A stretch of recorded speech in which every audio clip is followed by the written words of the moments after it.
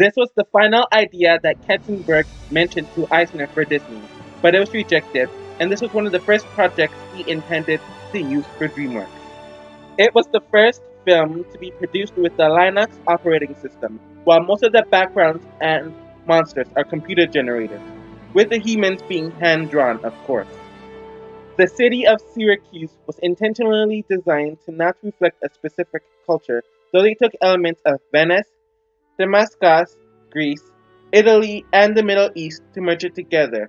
Production started in around 1998.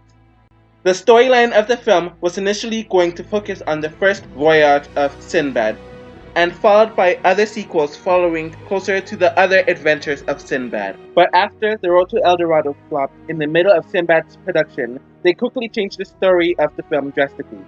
Afterwards, the production crew decided to base the film off the Greek tale of Damon and Pythias, which involves the latter being accused of creating a plot against the ruler, and Damon taking his spot so Pythias can say goodbye to his family members. The goddess of chaos named Eris observes a sight that involves two long-lost lovers, friends, and she sends a monster after them as a part of her plan. The pirate named Sinbad's goal is to steal the Book of Peace so he can sell it off and to make money, so they'll have enough money to go to Fiji. How did Fiji exist in ancient Greece? I don't really understand that. He is unaware that he's stealing from his former friend, Prince Proteus, who he happened to have left 10 years ago. As the two are about to duke it out, Eris's monster shows up to stir stuff up, and so her plan can go perfectly. They then decide to team up against the monster as they bond over the good old times.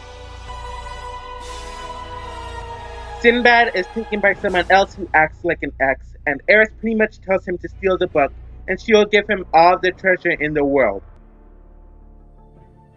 After leaving Proteus' party, where they all celebrated the Book of Peace being placed in Syracuse, Eris disguises herself as Sinbad and steals the Book of Peace. He is ultimately thrown in jail for stealing the book.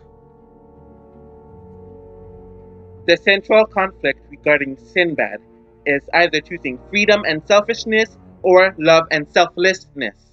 His want is to escape to Fiji with the yield of his labor, and his need is to learn the value of love, friendship, and heroicness. You know me, do I? Look me in the eye. Alright, I'm done. But you have to admit, it's kind of odd that there's kind of something missing there.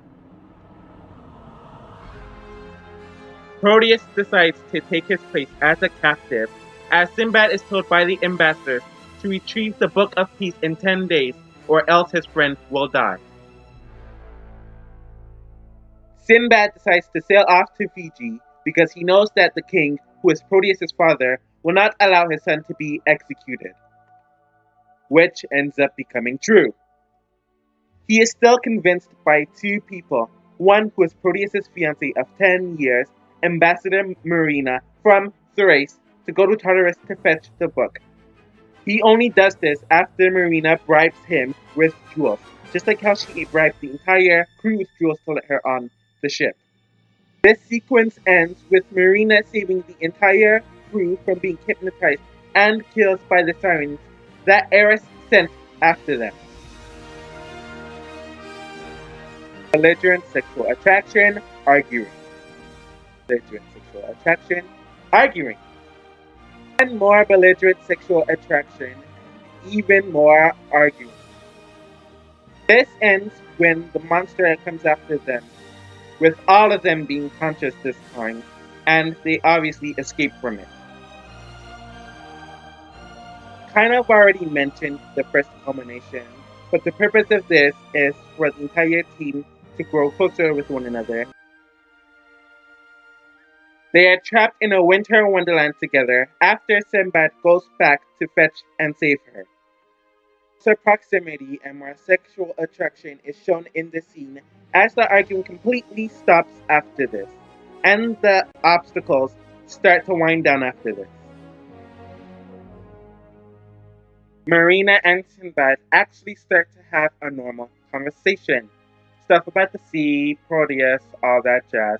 and their attraction and friendship actually starts to form around here. He explains to her why him and Proteus fell apart, and then mentioned how he was never jealous of him until Marina came along, as he just saw her on a ship and fell in love with her, I guess. They finally arrive to Tartarus, and Eris pretty much tells Sinbad that he's a piece of crap. Eris's plan was about Proteus all along, and Sinbad was simply a pawn to get Proteus killed, so there'd be no heir to Syracuse, causing it to tumble and crumble. Sinbad lies about going back to Syracuse if he doesn't have the book with him. The pair finally reveals their love for one another, and the sequence is all about whether Sinbad will go back to save his friend or not. So the 10 days are up, and now the question is whether Proteus will die before Sinbad reaches back or not. Obviously that doesn't happen, but they realize that Sinbad doesn't have the book with him. Sinbad is now supposed to die, but since he went back without the book, Eris is forced to give him the book and to spare his life. Now that no one's dying, we then have to figure out how this love triangle will end. Sinbad and Proteus are friends, and he has the respect of all of Syracuse and its ambassadors. Proteus breaks off the engagement with Marina so she can enjoy her dream of being on the sea and with Sinbad. And the pair sail off just like traditional animation did with DreamWorks animation, or should I say, from DreamWorks animation. I like that there's a lot of context within the film regarding the plot and characters. It's pretty refreshing to see, especially since some of its predecessors didn't have a lot of meat to it. There was great world building regarding the animation and how the setting is set up by the characters and the story. Syracuse is a beautiful and exasperating place, and the boat is pretty cool as well. I know it's not accurate to ancient Greece, but the world they created is pretty nice. The action scenes are brilliant.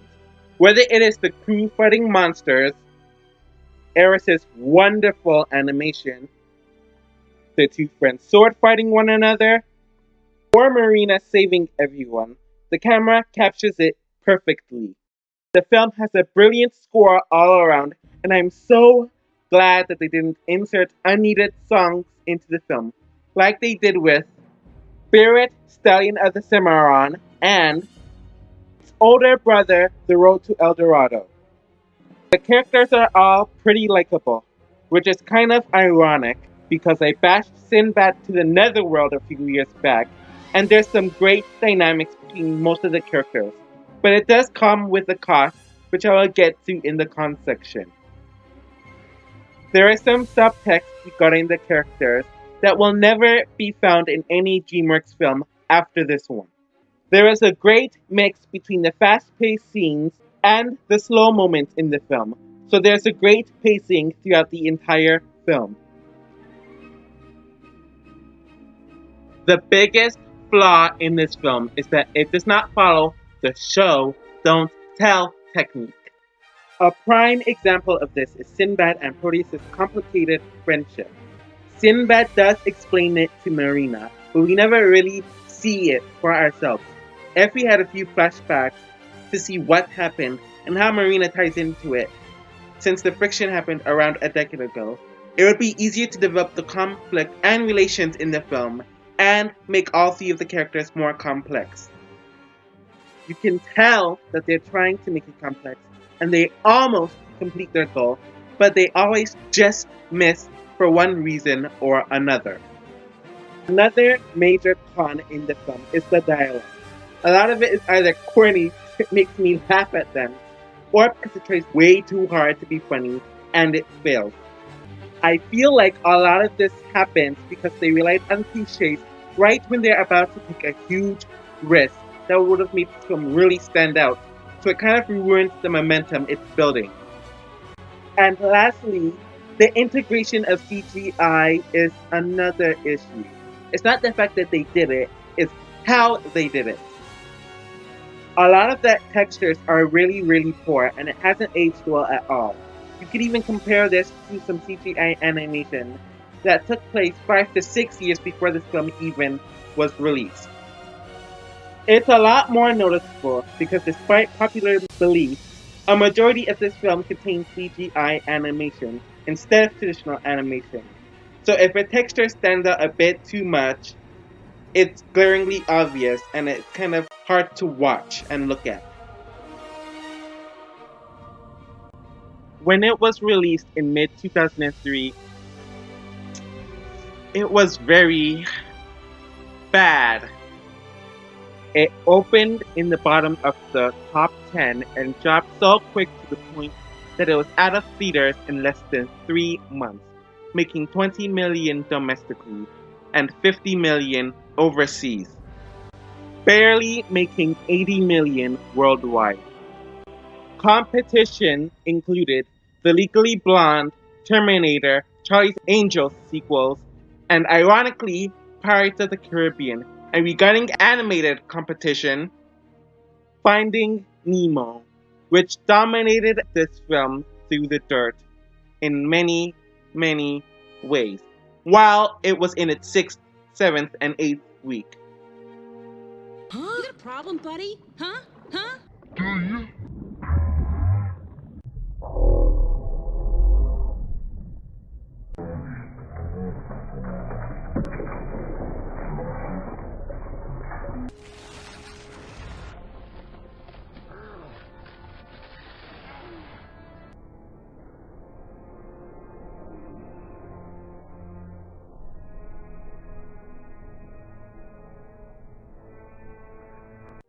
Regarding accolades, it got no love. It was barely nominated for anything, or anything that I could find, and it won absolutely nothing.